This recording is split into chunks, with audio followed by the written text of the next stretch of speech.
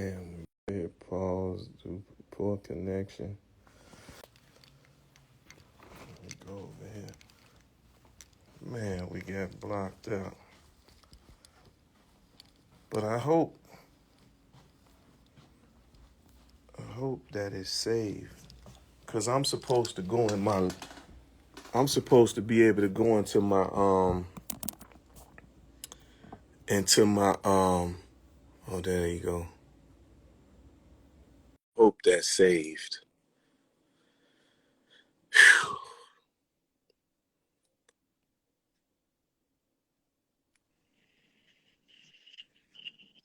Yeah, we got too spicy for them.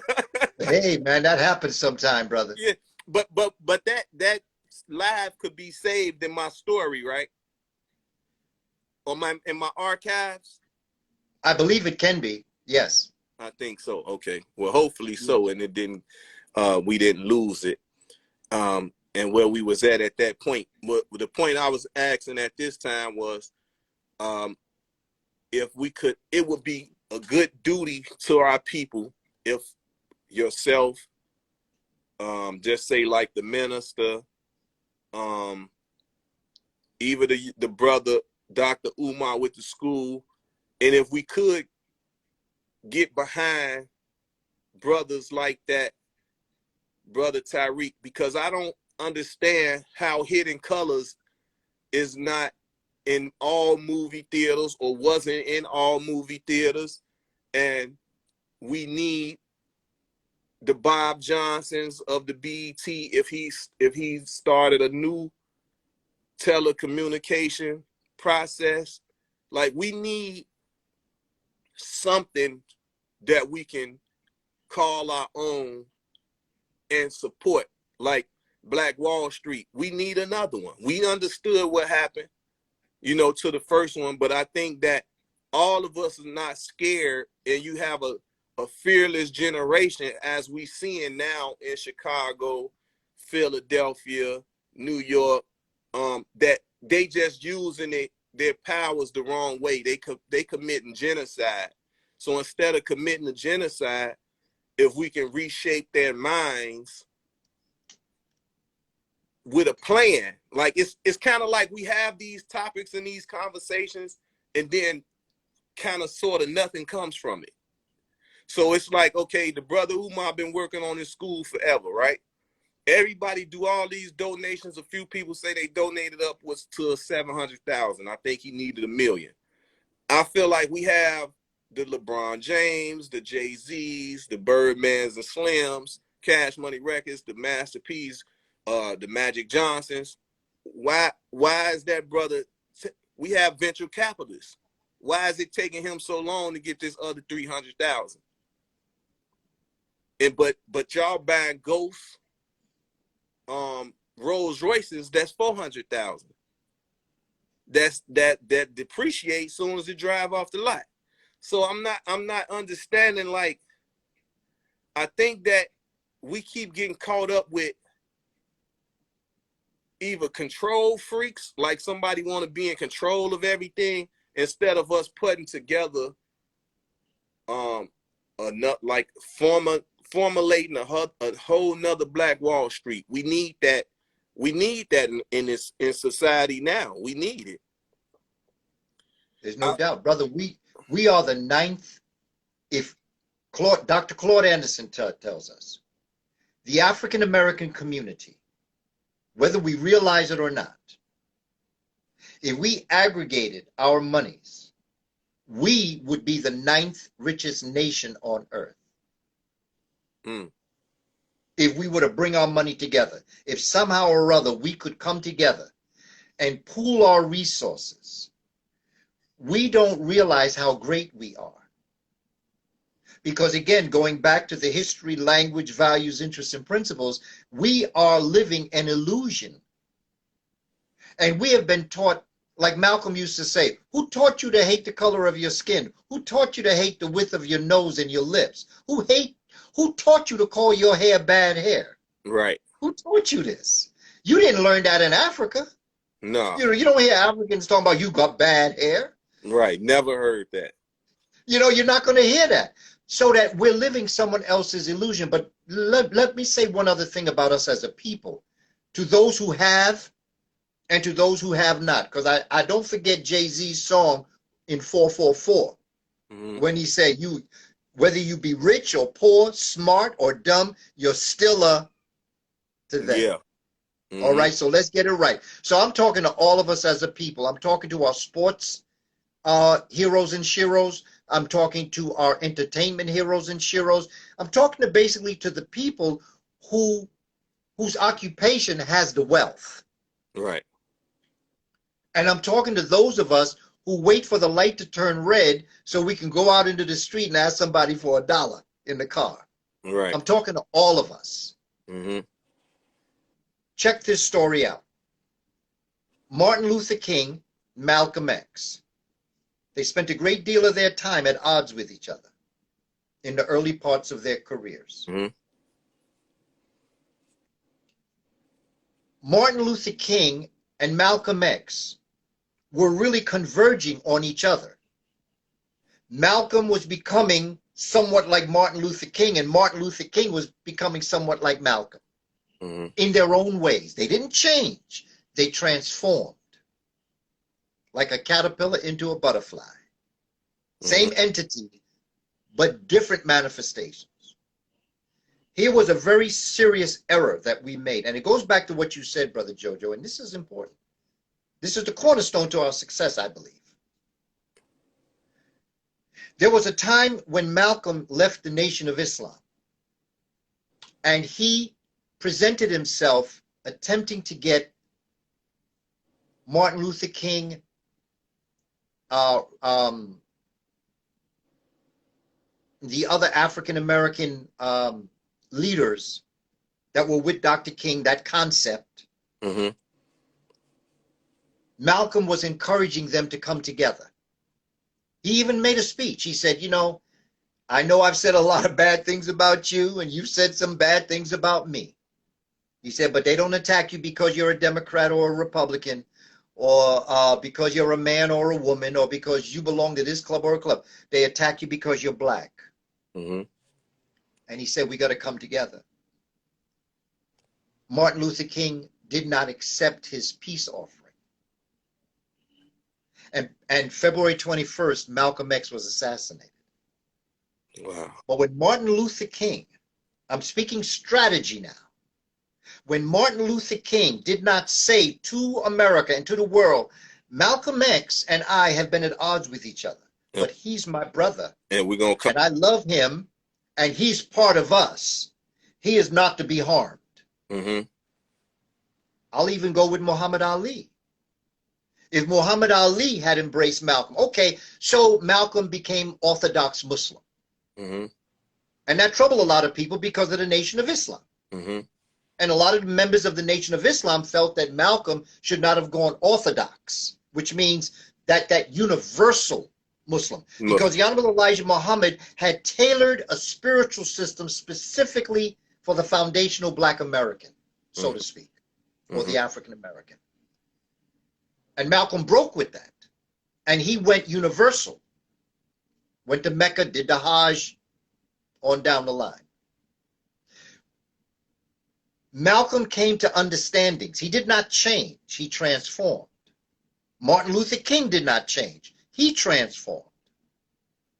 But when Martin Luther King did not accept Malcolm's peace offering, not only did Malcolm X get assassinated, but Martin Luther King signed his death warrant for April 4th, 1968 for himself. Because when they allowed us to split each other, we both became targets. Had they come together and said, our differences are our differences, but it's the issue of the liberation and total emancipation of our people that's the issue, and it's not personal. And so what I am saying to us as a people, I don't care where you are in the spectrum. I don't care what you feel about me. I work with people that can't stand me, and I can't stand them. But we both were adult enough to understand that there are sometimes good people don't like other good people.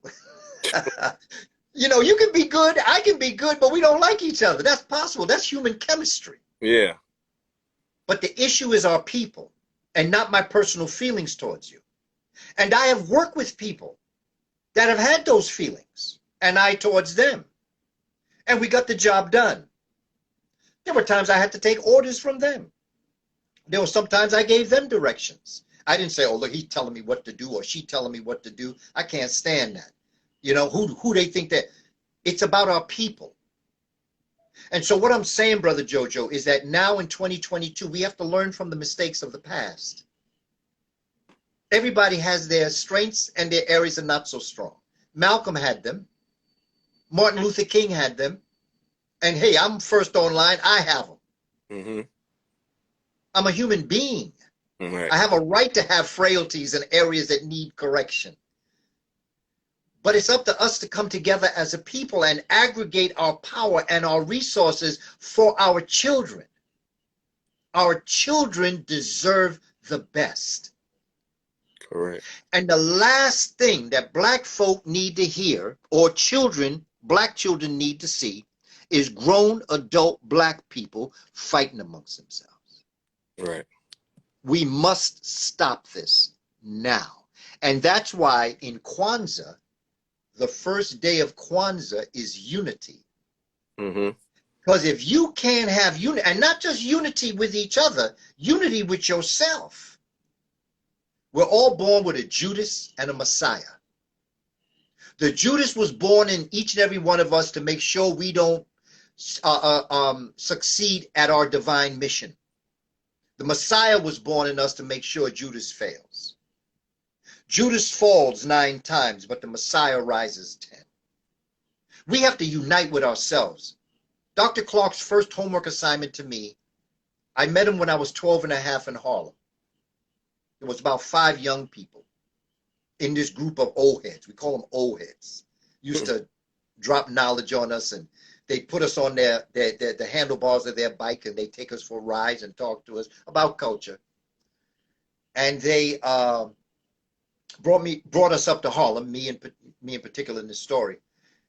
And Dr. Clark was speaking. First time meeting him, I was 12 and a half. 1966, end of June. And at the end, they brought us up to meet him, and he gave us a homework assignment. And it's a homework assignment that I'd like to give everybody that's on board here. This is a homework assignment that I'd like to give every black person that I know, wherever we find ourselves, at home or abroad. I want you to go stand in front of a mirror. And this is what Dr. Clark told me now. So now I'm going to shift into what he told us as young people. He said, I want you to go home, look in the mirror, and tell the person you're looking at, I love you. And mean it. Because if you can't do that, there's nothing anyone outside of yourself can do for you. You have to love the width of your nose, the texture of your hair, the width of your lips, the melanin in your skin. You got to look at yourself and love yourself. A little girl in 2nd grade once told me, Brother Booker T, my nose is too big. And I said, but can you breathe? And she said, yeah. I said, well, your nose is just the right size. Right. The Creator don't make mistakes. However you look was how the Creator made you want to look. So going back to Nad Nola and bleaching in Nigeria, yeah, they were on target. When you look in the mirror, you need to love everything about you and throw kisses at yourself. And then when you can do that, then everything else becomes easy. Then you can unite with other people. But first you got to unite with yourself. Because if you can't have unity, you cannot have self-definition, which is Kujichagulia. You cannot have collective work and responsibility. You cannot have cooperative economics. You cannot have creativity. You cannot have a purpose in life. And you certainly can't have faith if you don't have unity. So that's why I think the first day of Kwanzaa is so important. Because if you can't get past your first day, forget the other 6. Yeah. We need this. The Bloods, the Crips, the Palomas. I'm asking you. Ask yourself, when you look at a Crip, if you blood and you looking at a Crip, and to the Crip, if you're looking at a blood, ask yourself this question: is he or she my real enemy? And the question would be no. That's just like with the GDs and the BDs and the Black P Stones. And that's why I was saying you get a lot of bloggers and YouTubers quick to say gangbangers, but how I equate to them saying that, I look at them as the government, because the government called our brotherhoods gangs and organized crime. We was a brotherhood. So in the same way, they was brotherhoods. The Italians had a brotherhood. The Irish had a brotherhoods. And what people didn't know about the Jeff Forts and the Larry Hoovers was they had to form a brotherhood because the Irish and the Italians would chase, they would, chase the black children from in them neighborhoods and areas. So what happened was the father, Daley Sr., came into politics and became the mayor, and then his son became the mayor, and his other son became the governor in Florida. So the same way they was able to be a part of the Irish mob and then transition and grew into politics, soon as the brothers tried to do the same, they threw the book at them. You see what I'm saying? Because it was already stacked against them. So when I tell people, they looking at it like, oh, y'all gangbangers. Don't call us gangbangers because you sound like the feds to us. When you call us gangbangers, you the feds. Hey. Because that's who coined that term for us. We're a brotherhood. We the same way in your family. When they came up with that mob action, just like with my grandmother, it's 17 of them. So she has 17 brothers and sisters. So if all 17 of them walk into the store together or walk into school together, you gave the police the right to pull them over if you in a group more than 4 to 5 people and can give them a citing and a ticket for mob action when they're siblings. So that was unconstitutional. Like, we keep falling and going through that. I always felt that when Obama got out of office, we should have had 1,000 more brothers or sisters next in line to be able to be the president as well and really actually do something for us. Every other culture, every other ethnicity got all the money in the world, all the protection in the world, everybody except for us. That's right. So it's like, when are our elite brothers and sisters going to form and come together? Or are they just chickens and scared of what happened to those that tried to stand up for our people in the past? But if you don't fight for something, you're going to fall for anything anyway. And then it's like, we know we got to live, we got to deal with every day that we was born and knowing we have to pass away. So when people say, what's the hardest task? Sometimes that could be the hardest task. You knew you was born and you having all this fun, and you mean to tell me I'm about to expire one day? So if you can live with that every day, should nothing else bother you, as we would think, you know what I'm saying? But within that time, let's make the best of it. So when I'm thinking and I'm seeing the brother give the minister those books, or if the minister come to the point where he's going to retire, who are going to fill those shoes? Because them some big shoes to fill. Like you here, we got to give you your flowers while you here, as they say. We have to commend you while you here. Because, not telling you now how important you are to us, it won't matter 40 more years from now. You see what I'm saying? Or 100 and some more years from now. We seeing people that's still on earth in the motherland in places that's living to 120 something years old or more. I just don't understand how the Magic Johnson, the LeBrons, all the athletes, I want to salute Derrick Rose. He just took a group of people to Ghana. It was either Ghana or Senegal, to the door of no return. He just took them in the brother Joakim Noah. Salute to him as well. They took a group of children over to the motherland. And I say this all the time, like if I'm somewhere, I'm all make sure if I'm in the motherland, I go live and I tell people, how could you call yourself an African American and you've never been to Africa? But if you go to a lot of these people pages, they in Puerto Rico, they in Mexico, they everywhere besides the motherland. The first time you say, why you not going to the motherland, they hit you with all the flight too long. Go to Morocco, it's closer. You see what I'm saying? Like they got all the excuses in the world not to have their feet touch that soil. And I can't understand that. Well, So, brother, it goes back when someone takes your history, your language, your values, interests, and principles, and they superimpose their history, their language, their values, interests, and principles, then I say it like this also. We have this concept we call crabs in a basket. The idea that when a crab gets to the top of the basket, one of the other crabs will pull him down. The crab climbs up, somebody pull the other crab down.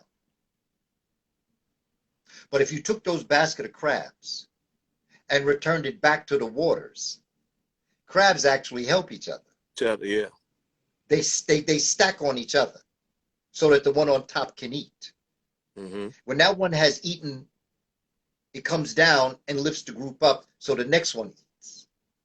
Comes down, lifts up, next one eats. So the point is, when you take a natural entity out of its natural environment and put it in an unnatural environment like a basket, it becomes natural for the natural entity to act unnatural in an unnatural environment. But if you take that natural entity and return it back to its natural environment, it'll do what it was born to do.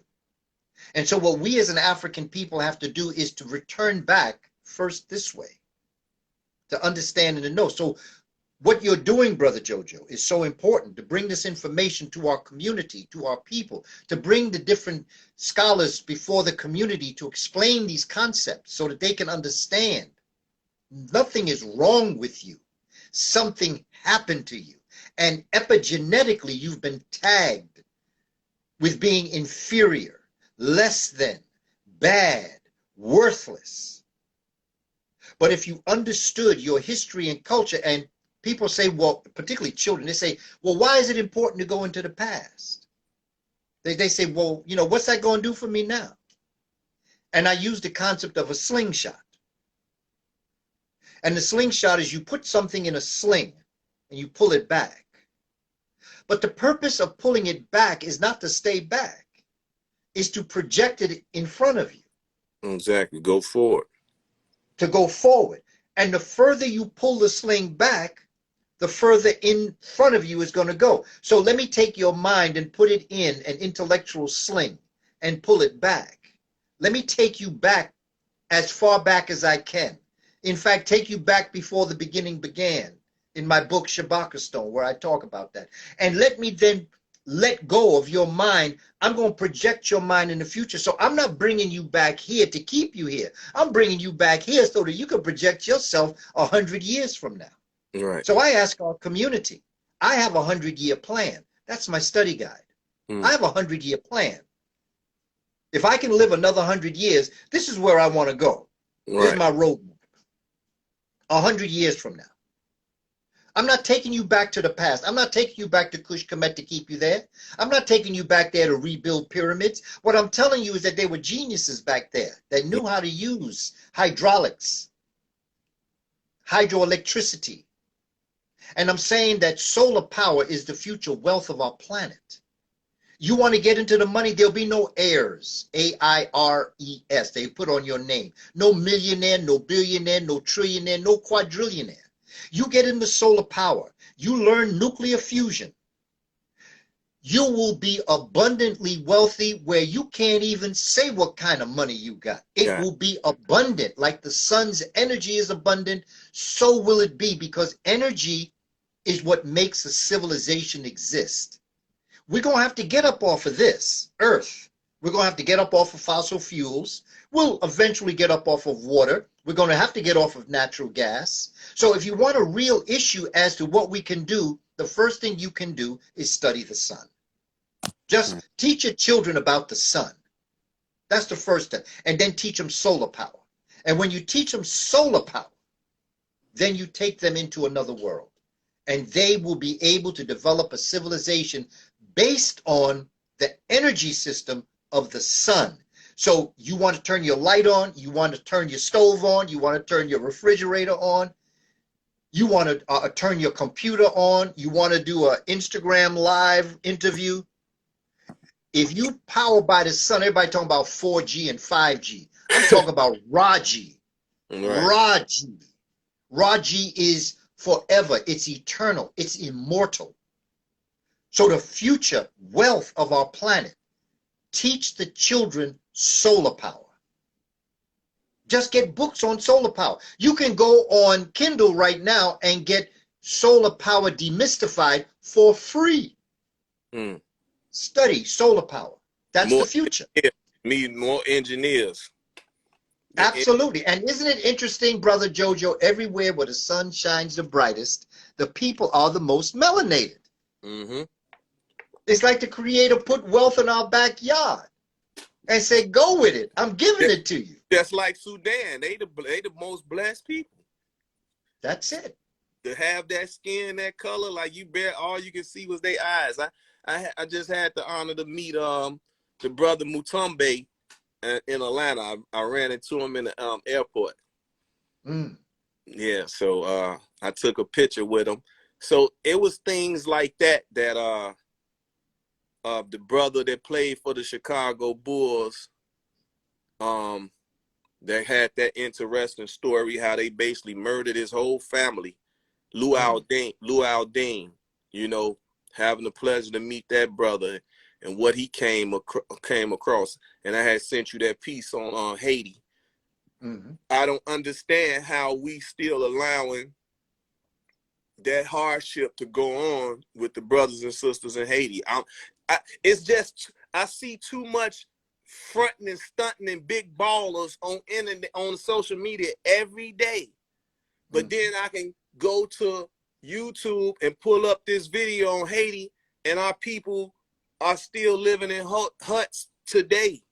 You know, I don't understand it. The people that's billionaires, if you put a cap on yourself and say, okay, I'm gonna give myself, I might be active, 100-year-old active person with all my limbs, but we do know that we're going to deteriorate. We know this already. So I say, okay, if I'm 70 years old right now and I put up 70 million, that means I'll make it to 140 years old. So if I put up 70 million, that means I can spend $1 million a year for the next 70 years that I know I'm not going to truly need. So when we keep saying that, okay, how are you having billions of dollars, study making money, but I don't see the relief funds. I don't see y'all. They have all the resources, the jets, the private planes, to where only person I've really seen do that was Michael Jackson. And remember, they tried to tell him to stop when he would have the planes go over Africa and drop the rice down. He was the only person I know, like Lil Richard and James Brown and them sung about it, and Marvin Gaye, what's going on? They made songs about it, but I've actually seen when Michael Jackson sent them planes over there and dropped the rice and all that. While they was telling us or promoting this Africa commercial where every kid looked like their head was this big and the big old stomach and was skinny, malnutrition.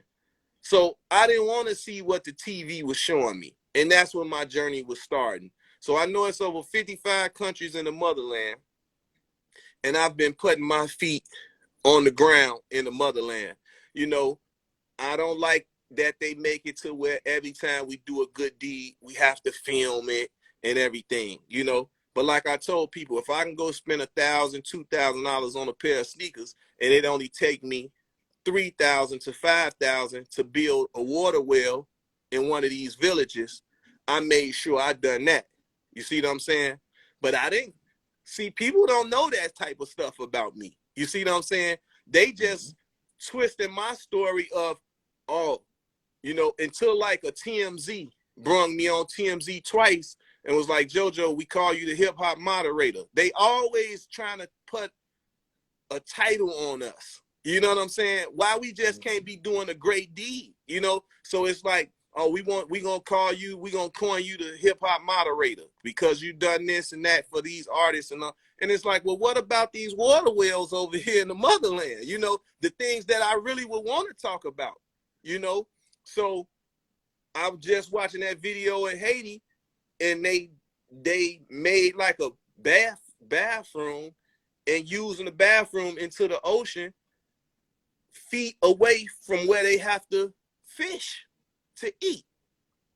So it's just like I would have thought they would have rather built a hole in the ground for that instead of doing that in the water. So it's like out of all these people that's seeing this and the gunshots just going off. I sent it to you. So when you check your DM, I sent you that video about Haiti right now today. And it's like our stories keep having to be told by us by the Europeans. Where are we at to tell us our own story? You know, it's like they giving them all the budgets for all this research,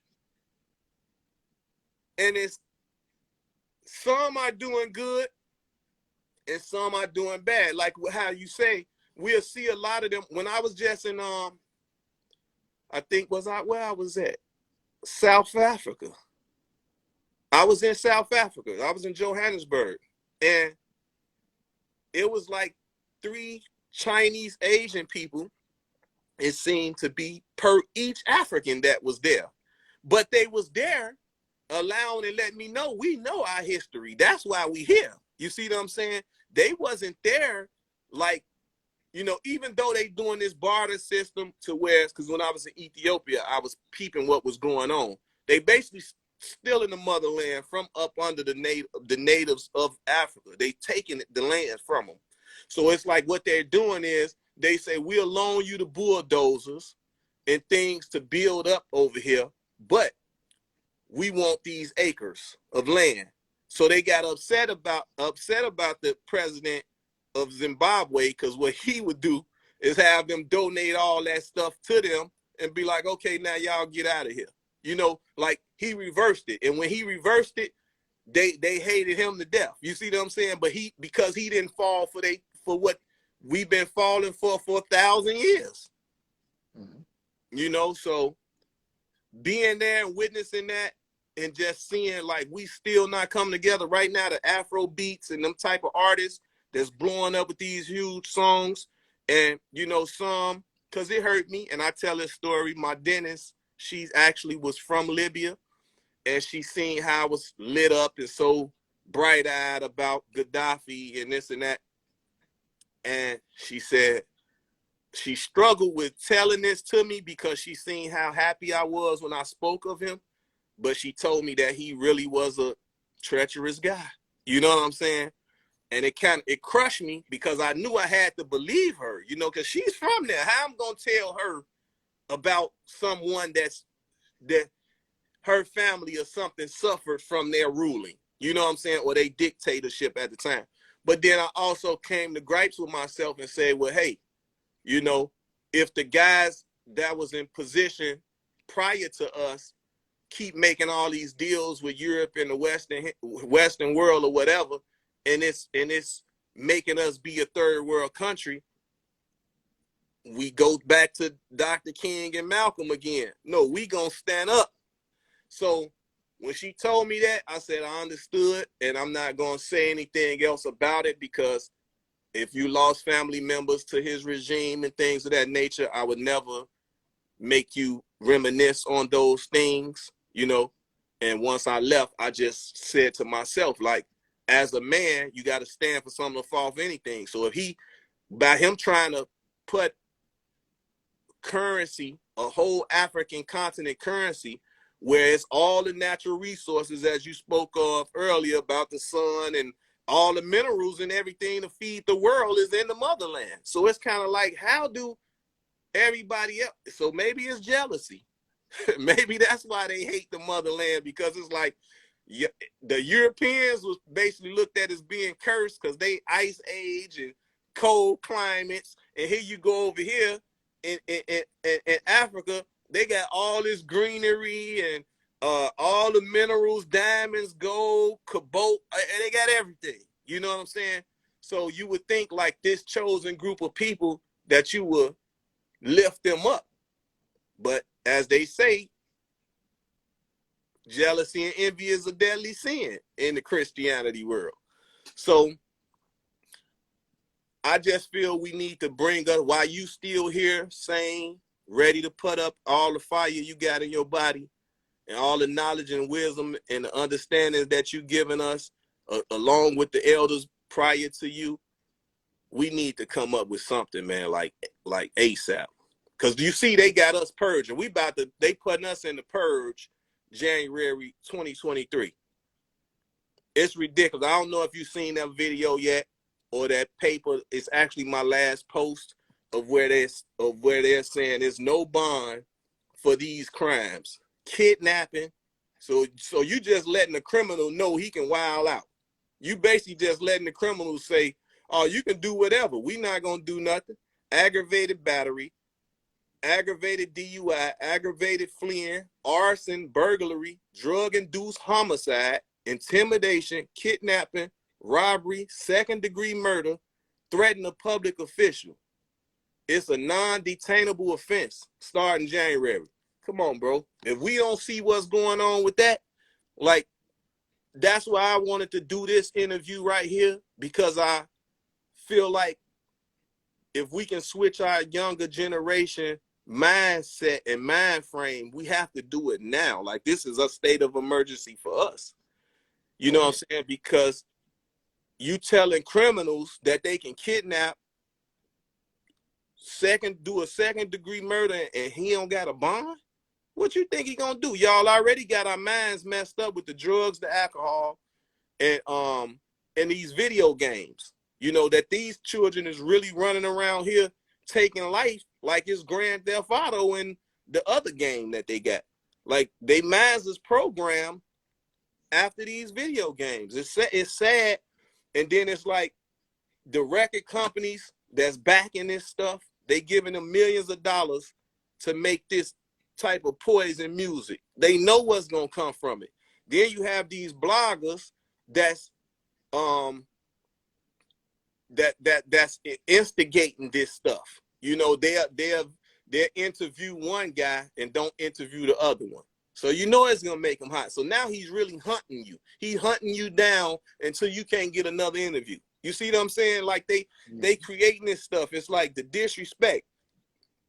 The guys with the biggest platforms, as we say, they Sanborn. The guys with the biggest platforms doing all the Sanborn.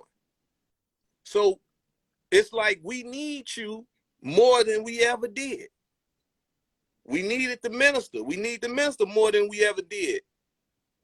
The knowledge that Tariq gave to us brought us you and everybody else that was on them Hidden Color series. Why Oprah not putting that on the own network? Like, what's going on? Kanye got 9 billion, she got 4 billion. You know, like, what is we doing? Because a lot of those TV networks, they let Bill Cosby come home. So his ideology of what he wanted to do when he was gonna buy NBC or whoever he was gonna buy that network, Bill Cosby need to, you know what I'm saying? Somebody need to rally up the troops of our people with these finances. And you know you got the soldiers. Y'all see y'all got the soldiers. If we running around here just upset and shooting and killing and harming one another because we stuck in this box of poverty, what you think we gonna do if you show us a better light? You know, if you show us a better light, show us how to fish so we can feed our families. We look sitting around waiting on venture capitalists. They got billions of dollars that they supposed to be spending and it never reach us.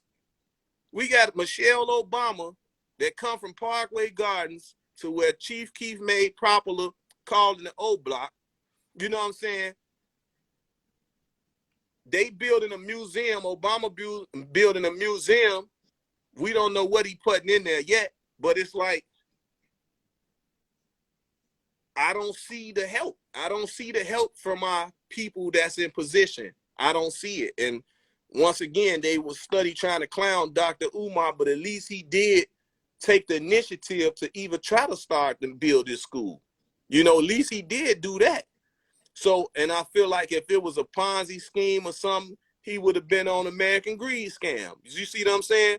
But he just posted something the other day that the HVAC system finally got out. Majority of us is carpenters and got them trades in carpentry. So once again, the manpower is not the problem. He in Philadelphia. You tell me if he make one post, hey man, I'm building this school for these children. Them brothers that's been in jail working for 15 cents or $15 a month doing slave labor. You telling me that this brother will have a budget for them to help them build this school? You telling me they won't do it? You can't lie to us like that, because they just came from the penitentiary for 10 years, 20 years, 30 years, 40 years. They giving y'all this time for the free manual labor, which go back to the 13th Amendment. So when they put out that documentary 13, people, it was over a lot of people's head, you know what I'm saying? Because you dealing with so much hardship every day, your mind ain't even functioning. You trying to get out of the condition you in. So your mind not even letting it flourish the way that it could because of the stresses you under. Mm-hmm. And it's just like for me, you know, I get artists every day. Man, I got the best raps and this and that. As soon as I hear I'm shooting up the block, I'm killing it, I don't even listen to it no more. You know what I'm saying? So, and I'll be honest with them. I'm not interested in that. I don't know a label, you know, or friends of mine that can put no $1 million behind you. You a flight risk. Because he feel like if he give you $1 million, you can get killed tomorrow. Something about your ops and ducking this and